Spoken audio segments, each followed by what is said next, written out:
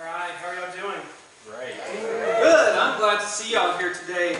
I'll be honest, this has been a pretty powerful week for me. Last week we started this new series called Unleash, and if you weren't there, I'll go over and kind of explain what this series is about. But one of the things I did last week is I asked everyone to just give us an anonymous card. Just fill out one of these cards and tell us one of the things that you're praying that God would unleash you from, that God would really just show you victory in life. And some of the ones, I just want to read a few, and I'm not going to say any names, I don't even know the names, but it was pretty powerful as I prepared this message today, thinking and praying about some of the things that you all are going through and that you all are praying for victory. Sometimes we forget, we assume that everyone else is perfect in this church just because the pastor's perfect, so you assume everyone else is perfect.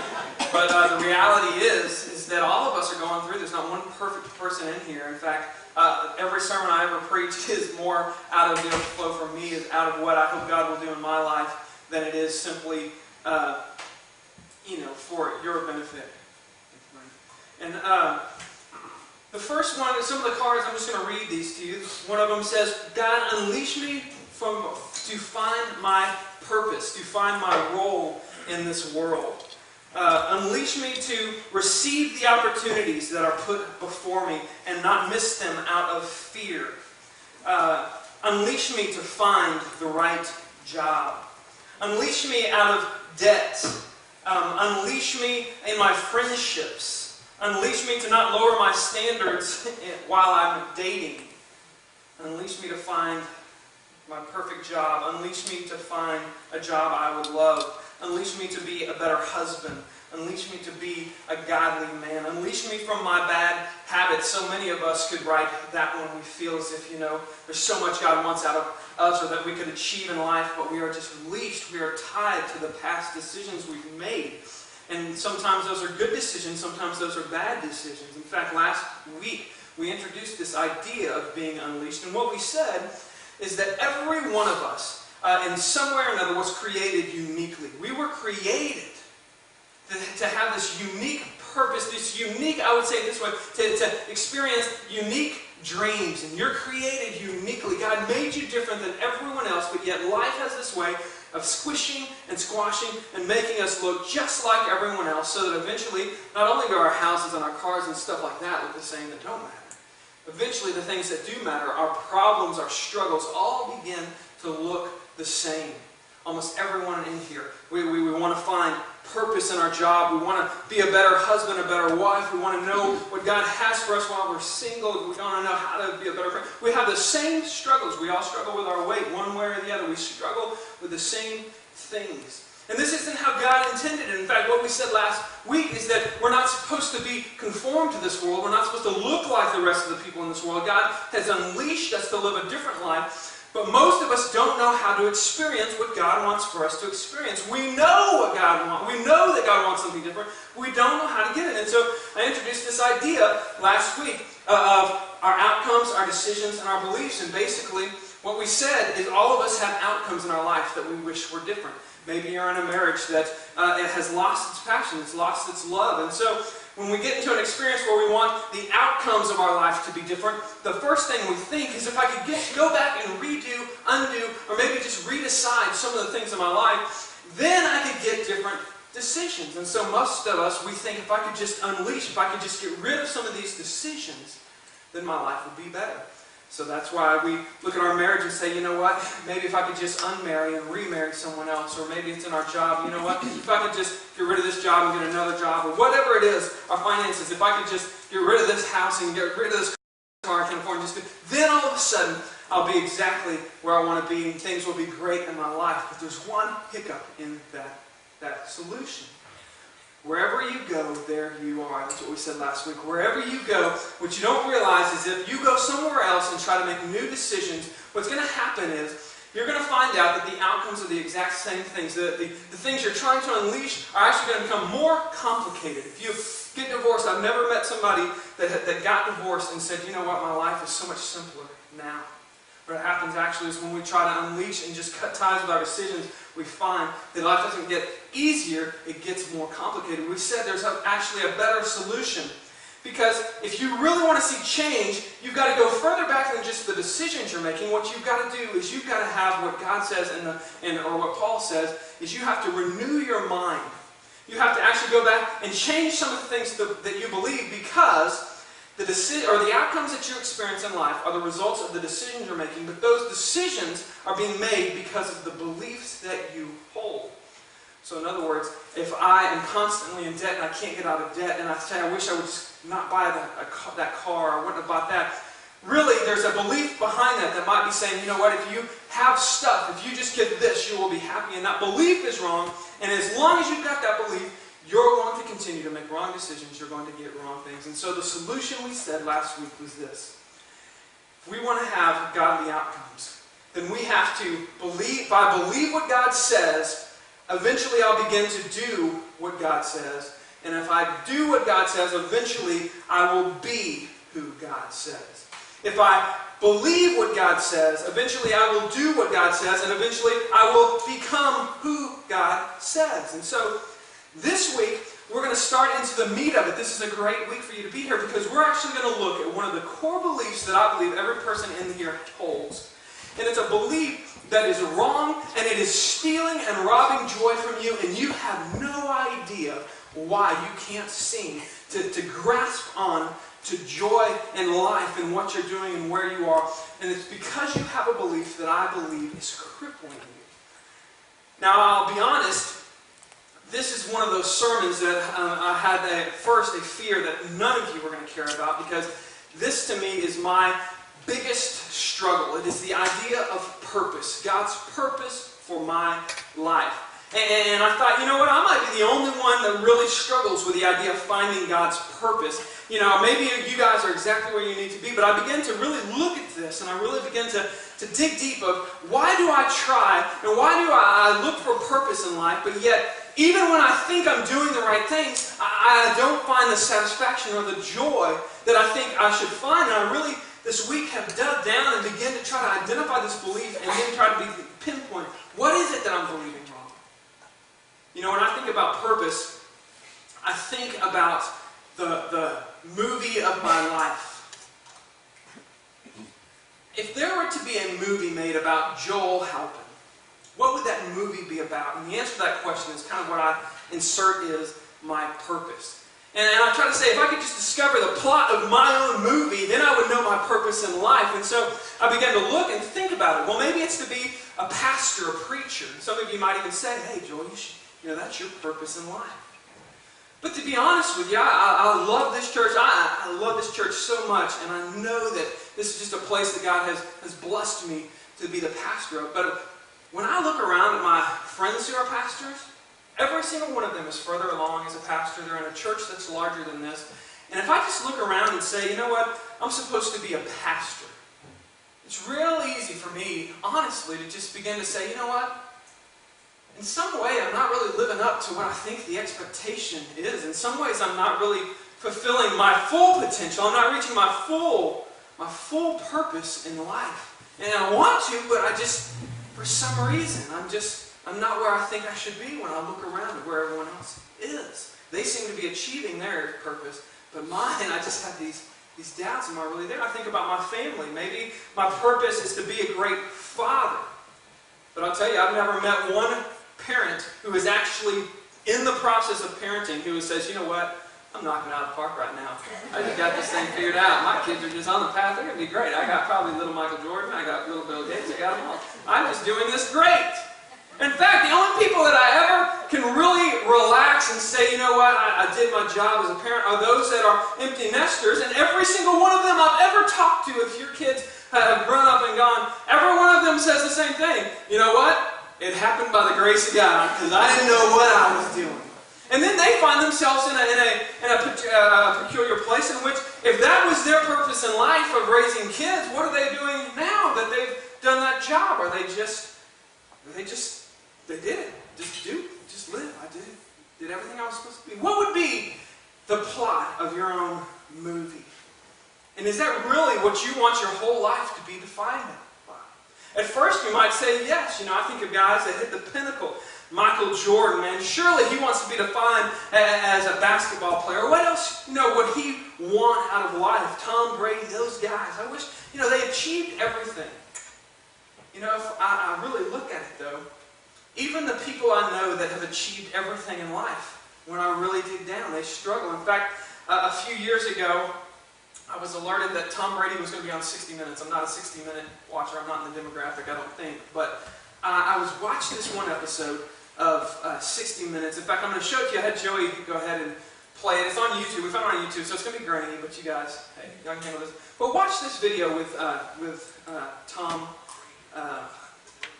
This is not only one of the NFL's best players, he's one of the NFL's great stories. At the tender age of 30, he has already won 3 Super Bowls, an accomplishment that ranks him with some of the best quarterbacks ever to play the game. And he's having one of the greatest seasons in pro football history. When we first reported on him back in 2005, he seemed underrated and almost overlooked. He doesn't have the arm of Peyton Manning, he doesn't have tattoos, and he doesn't take steroids. And he's never held out for more money. All he knows how to do is win. This is what you always wanted. You're right. You're right. It has. And I didn't think it came with all the other baggage, though. In addition to his success on the field and his sex appeal off it, there is also the $60 million 10-year contract to play with the Patriots. I mean, I'm making more money now than I ever thought I could ever make playing football. But with all that money, fame, and career accomplishments, we were surprised to hear this from him. Why do I have 3 Super Bowl rings and still think there's something greater out there for me? I mean, maybe a lot of people would say, hey man, this is what it is. I reached my goal, my dream, my life is... Me, I think, God, it's got to be more than this. What's the answer? I wish I knew.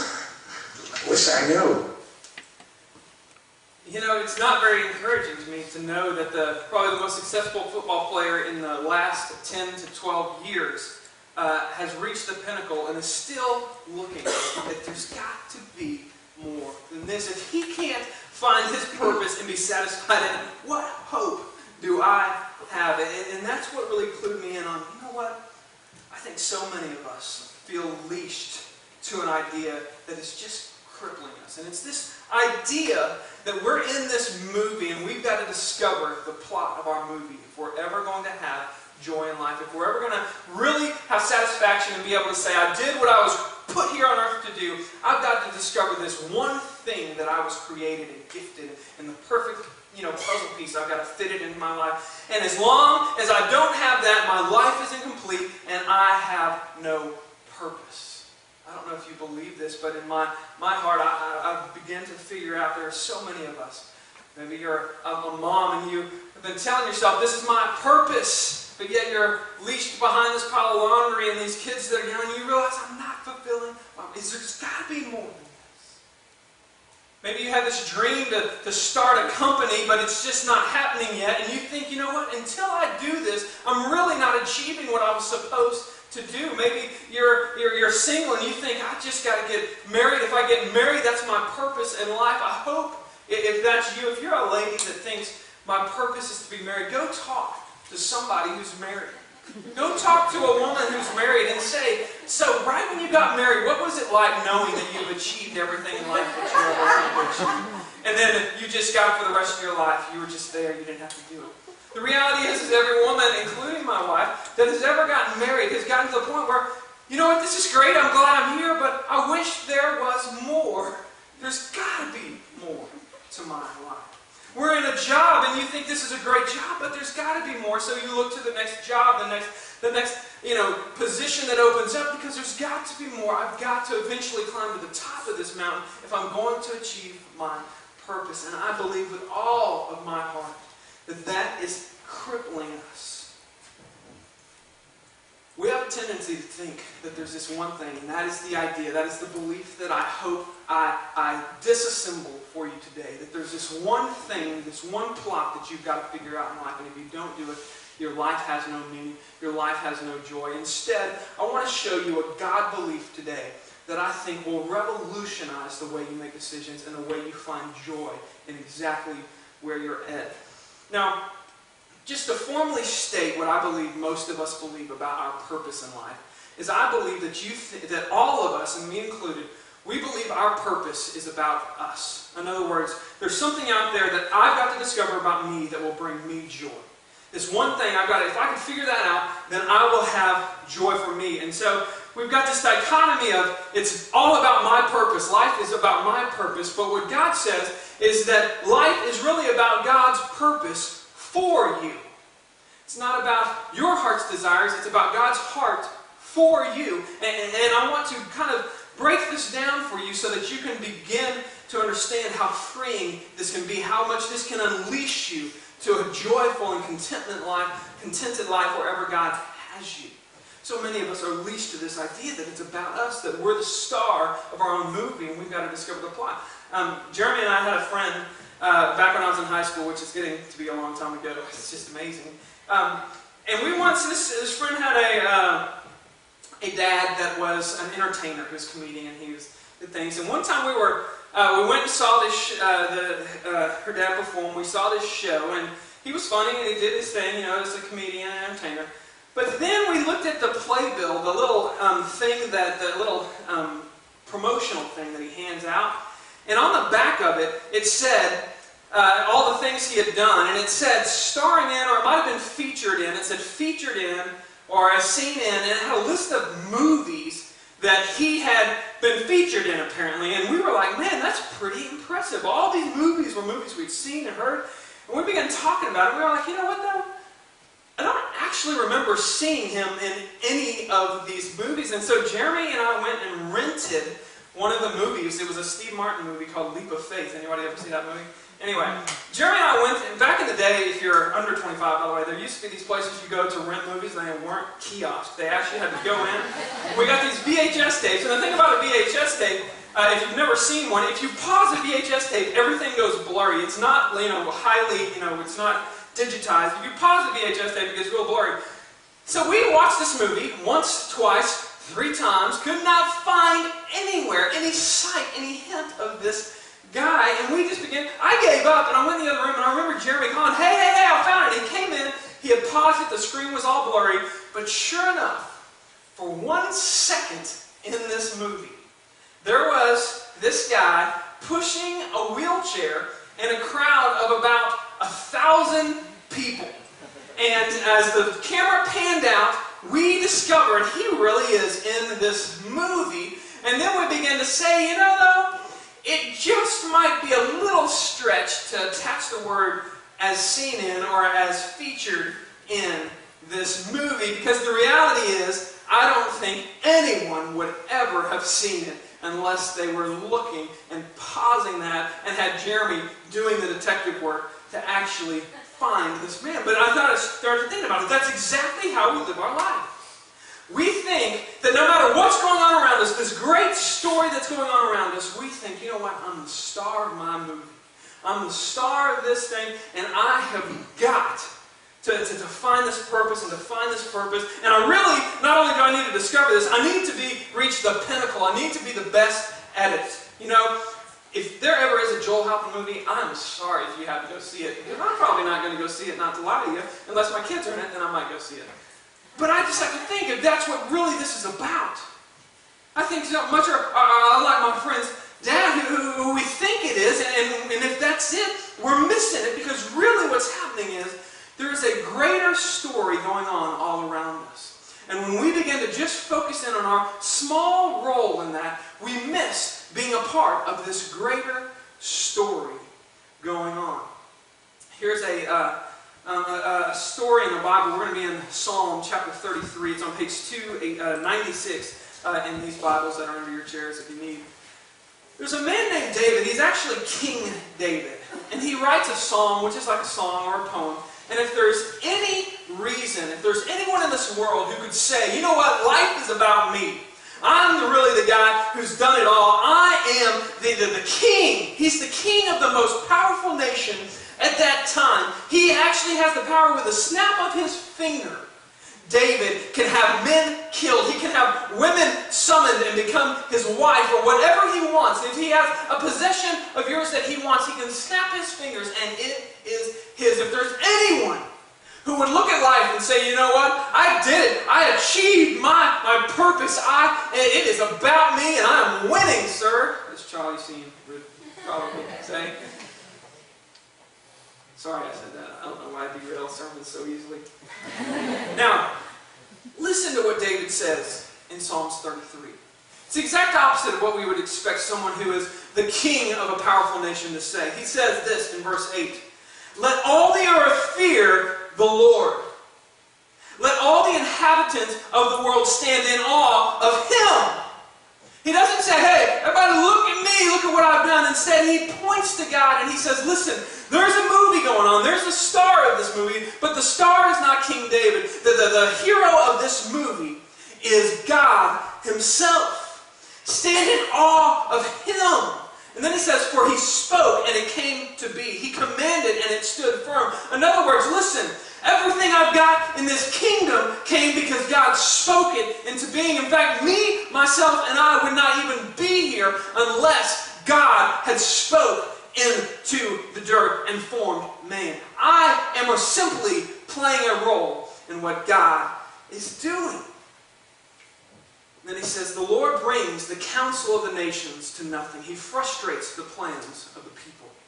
Now think about this. Here's a man who every single day is making plans and purposes, and he's designing an entire country to run so that it can continue to grow, continue to dominate the world, basically. He is a planner, and he is looking at all that he does, making sure no armies can overtake it, that nothing will ever happen to it. And he is the first to acknowledge, listen, the Lord brings all of the counsel, all of the planning of men to nothing.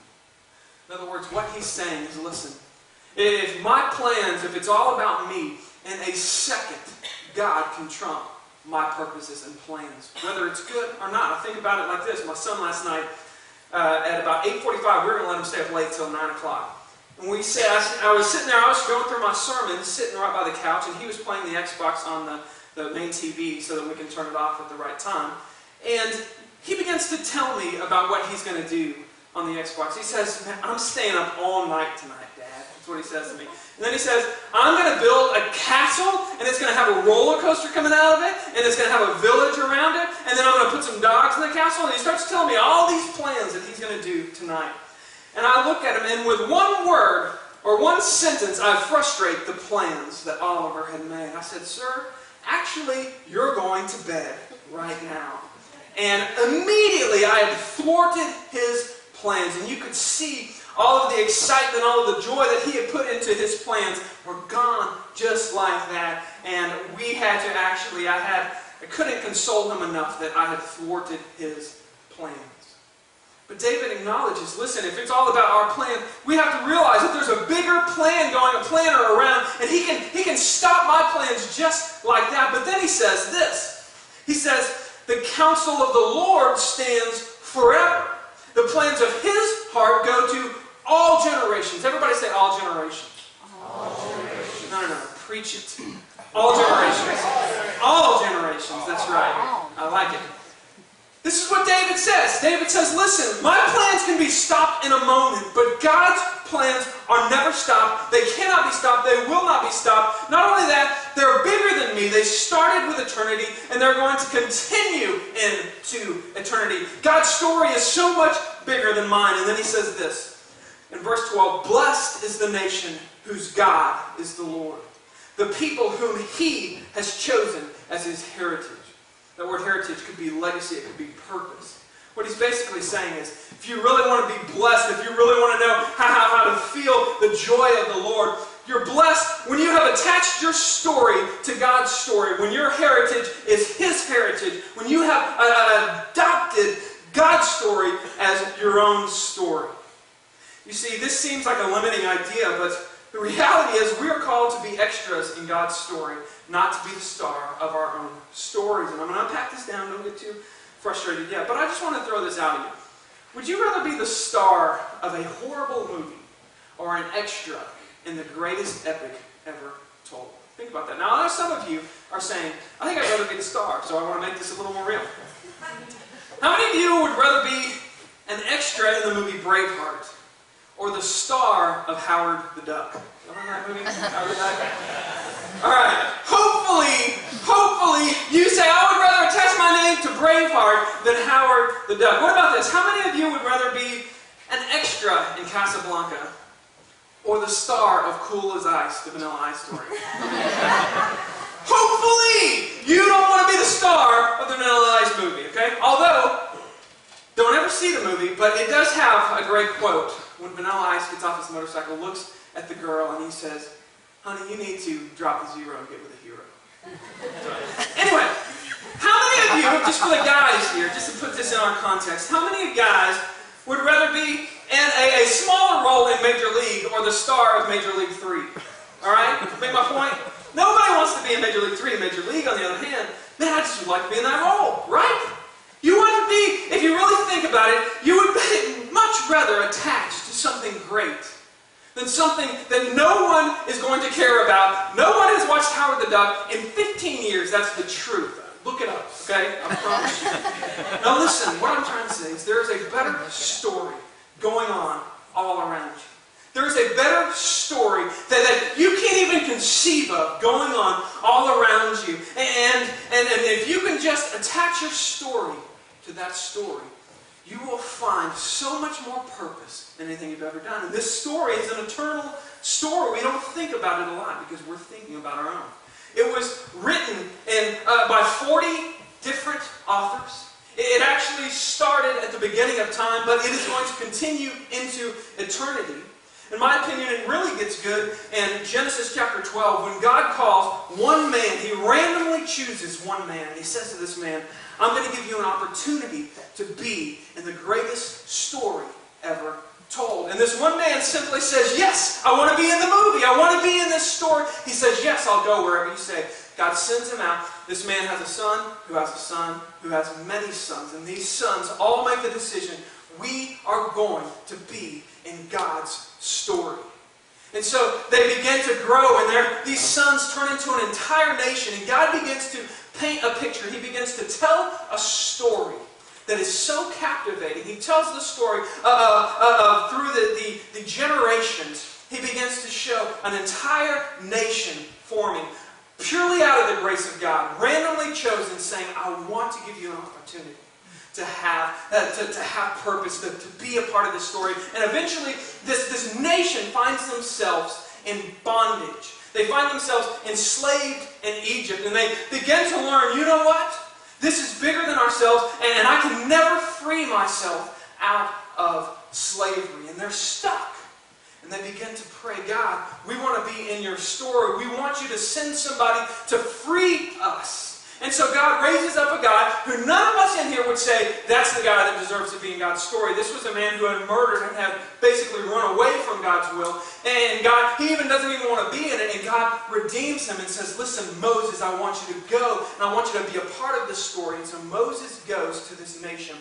And he tells the people in this bondage that can't free themselves, he says, "Listen, God is inviting you to be a part of a greater story. And all you've got to do if you want to be a part of this story is you've got to go find your best lamb, your best livestock, and you're going to slaughter it tonight." Doesn't make any sense. It's kind of weird, but you're going to take this very best and you're going to put the blood of this lamb over the door frames in your house. And if you'll do this, if you'll give me your best, and with this act, and by the blood of this lamb, it will be a sign of trust. It will be a sign that you are saying, "I want to be in this story." If you'll do that, I'll let you enter into the story that I am writing. And they do it.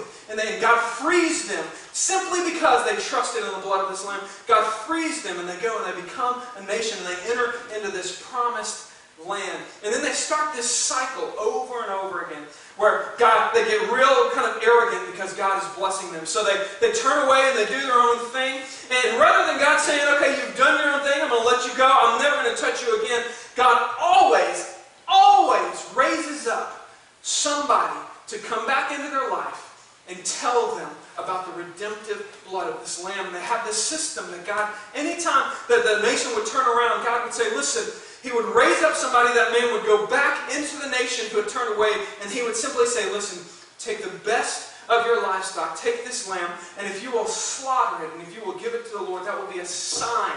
That will be a sign to us that you have decided to return and enter back into God's story." And so over and over again, there are people, at first they're called judges, and then he raises up a king, and one of those kings is David. And David, it's in this context that he's saying, "Listen, it's not about me. I'm just a player in this story that God's telling. And so that's why he has this perspective. God's been doing this before me. He's going to keep doing it after I'm done. And he keeps going. And then he has a son. And his son, at the end of his life, begins to turn away and do the same thing. And the cycle repeats. And his son turns away, and they get exiled, they get taken away, they lose all hope, and they pray that God will bring them someone else. God raises up prophets. By the blood of the Lamb, they turn back to God again, and he brings them back into Jerusalem. And then they continue the cycle, and then in this context, the Roman army comes and occupies them, and again they feel just like they were back in Egypt, and they begin praying, God, please send us a Savior. And in this context, God himself enters into the story. And Jesus Christ comes, only this time what God says is he says, I'm not going to do the same movie that we've all seen. This time I'm going to do a new thing. Instead of the blood of the Lamb that's your best, God says, I'm going to give my best. And he comes, and by the blood of Jesus Christ, the perfect man is hung on a cross. And the message that he preaches is anyone who wants to enter into this story, all they have to do is trust in the blood of Jesus on the cross. And many people are trying to figure out this story, but all of a sudden they've got a dead man on a cross. So 3 days later, God raises him from the dead, and over 500 witnesses say, I saw Jesus walking. And all of a sudden, the story of God enters back in, and a lot of people are saying, God, I want in this story. And one by one, the disciples begin to tell about this redemption plan that God has, about this rescue mission that God is on to pull people back to himself. And slowly they go into Africa and they begin to evangelize and begin to tell everyone, by the blood of Jesus, you can be free from bondage. You can return and be a part of God's story. Then they go into Asia and they go into Europe and into Rome, and eventually the known world is now on a rescue mission, attaching their stories to God's story. And the cycle's still going on the whole time. People are becoming arrogant and turning away from God. But every single time when God should let us go, instead he calls someone, he raises someone up, and that person becomes inspired, and they live lives with purpose. And we see in the 15th century, we see the entire church is almost unrecognizable. They become so arrogant with the power. And God raises up a man, Martin Luther, and Martin Luther says, listen, it's all about Jesus, the blood of Jesus. And he called an entire nation that is now God's people, the church, back to God. And it grows and it grows. And eventually they come to America. Eventually they come to Texas. Eventually God gives us an opportunity to start Connection Point Church 3 years ago. And all of a sudden I think about this story that's going on all around me. And I think about what I'm doing here and what you're doing here. And all of a sudden I don't feel as if, man, I'm just the pastor of a few people, just this small pastor. All of a sudden I feel like, you know what? Oh my gosh, I'm involved in the greatest rescue mission this world has ever known, and every single one of us is doing it. And someday I'm going to look back on my life and I'm going to say, man, we took a chance. We actually got into the game, and we were a part of the greatest story. And by God's grace, people in Plano and Saxe and Wiley and Murphy and Rowlett and wherever you're from, Dallas, wherever it is, they became part of this story simply because I attached my life to his. And all of a sudden, my purpose is so much bigger than I ever thought it would be. It's really quite amazing. A few years ago, I was talking to one of my favorite people on this earth, Ashley Green. At the time, she was Ashley Strickland, though, and I was talking to her about this idea of purpose. And specifically, Ashley, she had a job, and she was thinking about what life holds. She had not met Chase yet. She didn't know if she was ever going to be married or where she was going to be married. She believed she was going to be married. She wanted to be married. But she had this desire to join in God's story. Since I met her, she had this desire to be a part of God's story. And I remember talking to her about how everyone was encouraging her to just settle down, don't go on this mission trip, don't go back to Nacogdoches to be around college kids. You need to be somewhere where you can find a man and that stuff. And life was beginning to squeeze. Well-intentioned, but life was beginning to squeeze. And I remember words she spoke, and she actually ministered to me as much as I was trying to her. And this is what she said. She said, I'm not going to sit here and miss God's plan for my life. Waiting for a husband. Another way that I've kind of begun to remember is she said, I'm not going to miss God's plan, simply waiting on my plan. The funny thing, when I look at her life, God has blessed her. She met Chase, and hey, that's a great thing. I'm just so excited to see God reward that. But that idea of, you know what? I'm not going to just make this all about me. I'm going to attach myself to the greatest story ever told. Now, I know what you're thinking, okay? It's very easy because most of us say, you know what, Joel, you're a preacher. That's really easy to say. Of course, you can attach your story and preach, and you get to do that. But me, if you came to where I worked, Joel, you would know there's nothing going on at my job. Can anyone say, amen? I don't think God is anywhere near my family. He doesn't live on my street. His story isn't happening all around me. We have a tendency even to say, you know what? That's great, Joel. You're a preacher. You've gotten all your problems solved. And at least that's what you think. But if you really knew my story, you would know God's not going to use me. He's not going to invite me into His story. If you really knew what I had done, I've disqualified myself to be a part of this story. But I would urge you, that is the exact opposite of this story. In fact, everywhere I see in this story, I see God taking someone who no one else would have chosen and choosing them. I want you to think about this idea, this story. 2,000 years ago, there were people who were crying out to God and thinking, you know what, is God even there anymore? Has God even got a story going on? They were doubting. And they were walking through the market, and they had no idea that they could have just brushed up against Jesus Christ Himself. There were some people so focused 2,000 years ago of what is my life, what is my purpose, that they actually missed Jesus Christ Himself because they were so focused on what they were going to do in life, what they were going to accomplish. But there were 11 guys, at least, more than that, who said, you know what? I might be a fisherman. I might be a tax collector. I might just be average at this. But I'm gonna step into God's story. And in Matthew 4, we read about Jesus. He goes up to ordinary people. People that, even as we read the Bible, they are described as ordinary. And over and over again, Jesus invites them. And He kind of simply comes to them and He says, come follow me.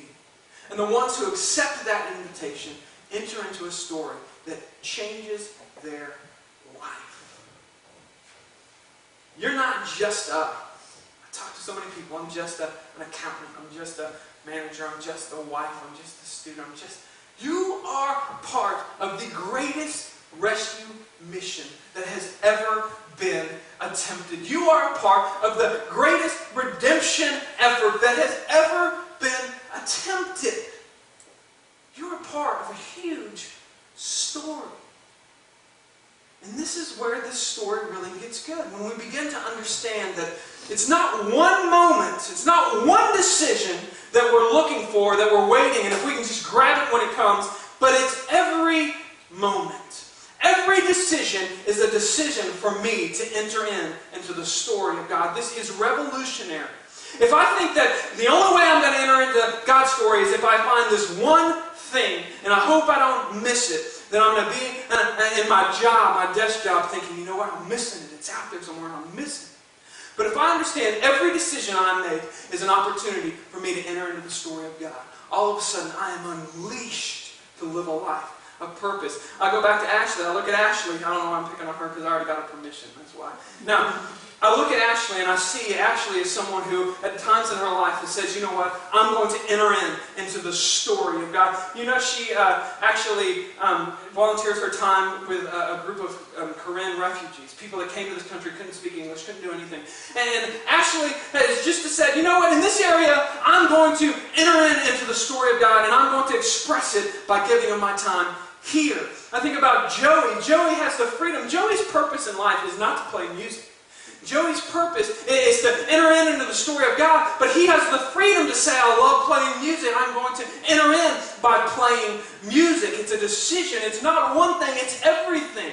Eric and I, we've entered into the story in several opportunities. We're adopting a child, but it's not because that's the one thing we have to do. It's because it's an opportunity that we're going to choose to attach our stories to God's stories. I think about so many of you that just think, I'm just up and I'm missing my purpose. And I want you to realize every single moment you have is an opportunity to attach yourself. You can be a car salesman, you can be a teacher, wherever you are, and you can say, you know what?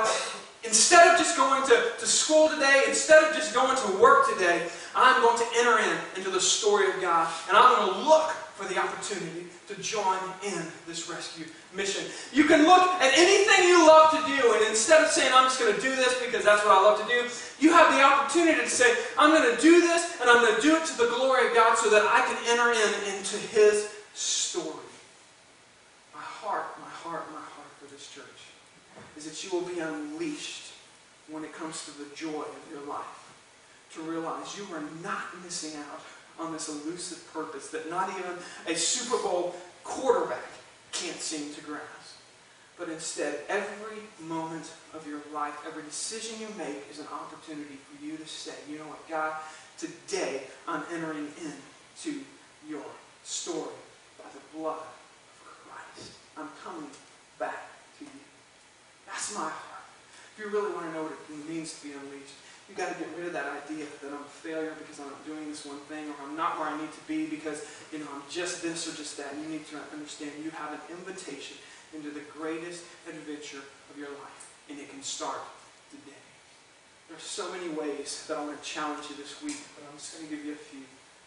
We have an opportunity in this church. We have an opportunity at a mission trip. We're going to Peru. We're going to spread the gospel. I invite several of you that have never considered it to say, you know what, I'm going to enter into the story. I'm going to do something crazy. I'm going to try to raise money and I'm going to go on this mission trip. Some of you say, you know what, Joel, I'm just not there yet, but I want to enter into the story. I'll tell you, one of the ways is just giving to your church. You can say, you know what, I'm here, God has brought me here, and instead of just going to church, I'm going to actually try to be the church and build the church, and I'm actually going to join in this mission through my church.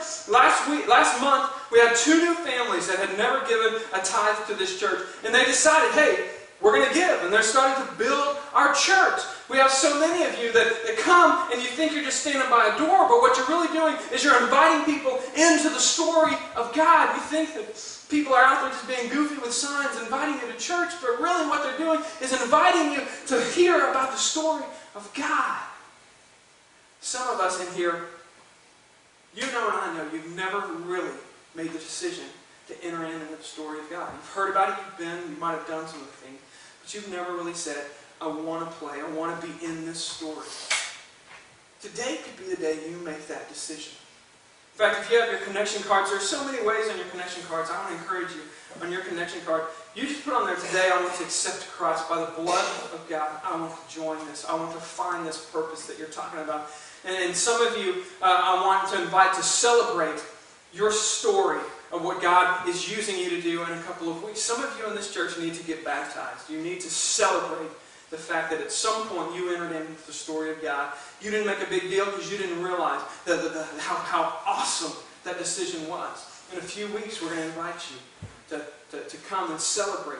And when we get baptized, baptism is a picture of this new purpose. We get baptized in this church and we're going to do our first one. Like I said, first one ever in this building you could do.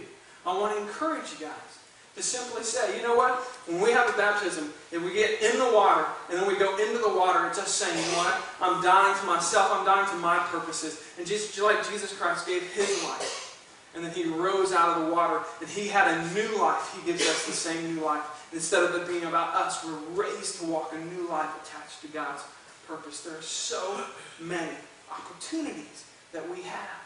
Every single day in your work, in your home, wherever it is, I see housewives that are just thinking to themselves, you know what? I thought that I was just a mom.